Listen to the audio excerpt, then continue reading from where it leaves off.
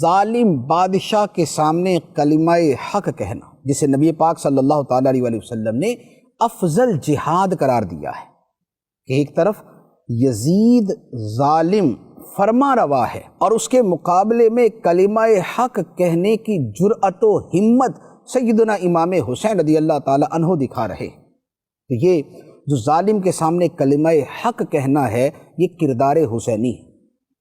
دوسری بات، آپ جو کھڑے ہوئے یزید کے مقابلے میں، اس کی وجہ یہ تھی کہ اس نے حق کو چھپانا اور باطل کو پھیلانا شروع کیا، اس نے معروف کو مٹانا اور منکر کو پھیلانا شروع کیا، برائی کو پھیلانا شروع کیا۔ اور نبی پاک صلی اللہ تعالیٰ علیہ وآلہ وسلم کا فرمان تھا، من رأى منکم منکرا فلیغیرہ بیدہ فإن لم یستطع فبلسانہ فإن لم یستطع فبقلبہ۔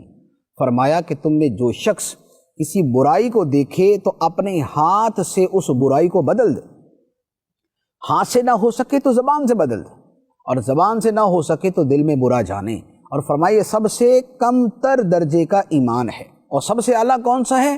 ہاتھ سے روکنے کی کوشش کرنا۔ اور امام حسین رضی اللہ تعالیٰ عنہ نے یہی کیا۔ جان چلی گئی، خاندان چلا گیا، لیکن جو سب سے اعلیٰ مرتبہ عظیمت تھا باطل کو مٹانے کا اور حق کو پھیلانے کا، آپ نے اسے اختیار کیا۔